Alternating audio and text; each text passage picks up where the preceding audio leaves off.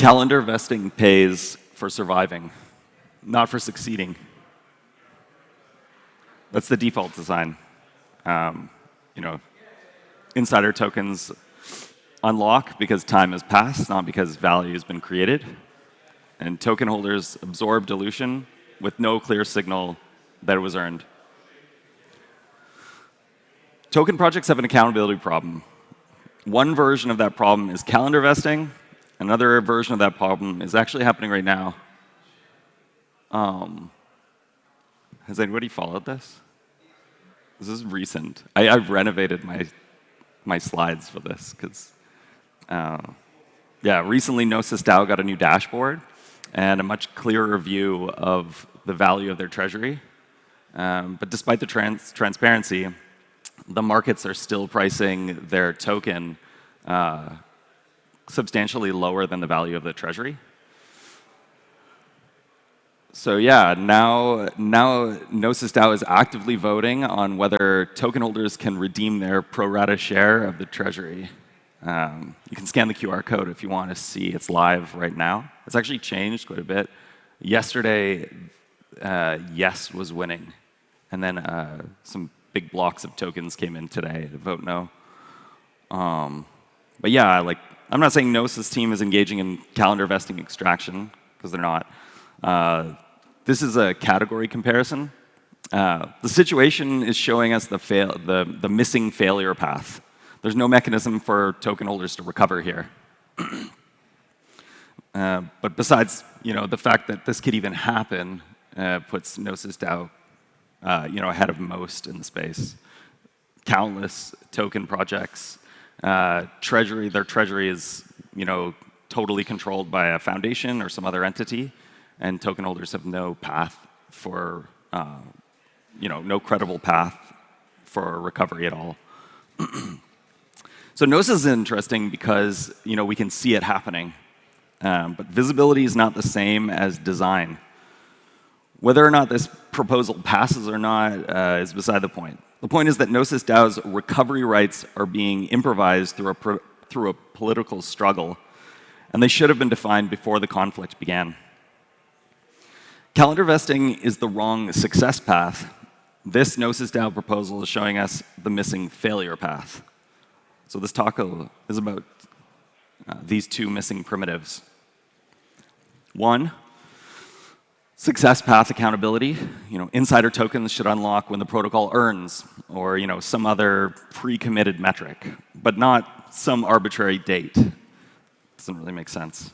And two, failure path accountability. When continued funding is no longer justified, token holders need a credible way to do something about it. With calendar vesting, the incentive for teams becomes maintaining appearances until the next unlock. For token holders, dilution arrives on schedule with no clear signal that it was earned. And nothing in the system forces a reckoning. So, surviving for 3 years is not the same as creating value for 3 years. What's a good signal for us for token unlocks? Calendar vesting, it just tells you that the team survived long enough for the unlock. Token price these days mostly tells you, what the market's paying attention to. TVL is just parked capital. Revenue tells you that users voluntarily paid to use the thing. Revenue's not perfect, but it's the only signal here that requires someone to pay for the protocol. With revenue-gated unlocks, insider tokens unlock only after the protocol's fee revenue reaches predefined thresholds. So, insiders get upside, great, when the protocol earns revenue, instead of being, dreaded. This kind of token unlock actually signals traction. And revenue is the only way to get your tokens, no plan B. If tokens are unlocking, somebody is paying to use the thing in this model. That doesn't necessarily mean the protocol is healthy, sustainable, or winning, but it does mean somebody voluntarily paid for it. And I think that's a pretty big improvement from what we've got right now. This is Armada's implementation. I'm working on Armada. Armada's launching by crowdfunding instead of a private sale, and governance starts with the people who funded the protocol. So like team and early network allocations are revenue gated with no calendar fallback. So, at 10K of revenue, 10% of the insider allocation unlocks, and at $1 million, 100% unlocks. Calendar vesting just happens over time, and revenue gating happens from paid usage. So we'll have a fixed 12 million ARM token supply, no calendar fallback, and this is an important part. Unvested insider allocations don't participate in treasury recovery. It's not the only possible curve. It's one implementation, but it's the principle that matters. So a startup can be acquired, liquidated, or run out of money. A public company can be restructured or taken private. A protocol can just keep going. The treasury slowly depletes. Governance is never forced to confront failure. And in many projects, insider unlocks continue regardless. A protocol that cannot fail cleanly cannot hold its team accountable. OK, we need a failure mechanism. The trigger should be pre-committed criteria and permissionlessly activated. In Armada, the shielded pool becomes exit only, so users can always withdraw. Remaining treasury assets distributed pro rata to circulating token holders, and governance ends. Remaining actions all become permissionless. I'm not arguing that every DAO needs instant rage quit. Bad redemption design can drive activist extraction, which might actually be what's happening with the Gnosis DAO proposal. Liquidation, arbitrage, and death spirals. What I'm saying is that every token should have a falsifiable claim about what success looks like. Sorry.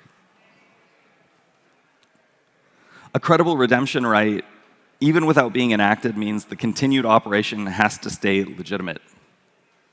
If the rules are not defined before the conflict defines the rules.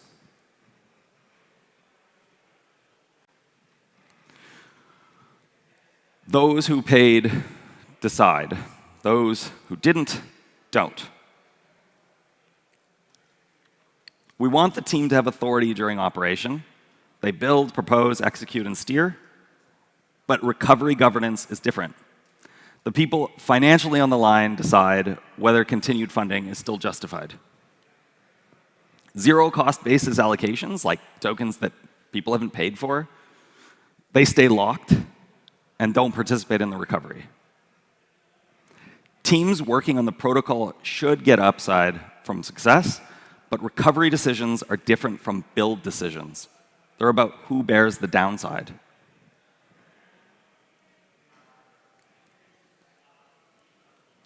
Transparency tells holders what they own. A redemption mechanism tells them whether they actually own it. Transparency without mechanism just leaves token holders as speculators. And you can see this if you go on the Gnosis DAO forum. The deeper principle is simple. Accountability should not be a promise. It should be a mechanism. If the team earns, insiders unlock. If the protocol fails, paid holders can recover what remains. Teams that can be shut down are teams that must deliver. Thank you.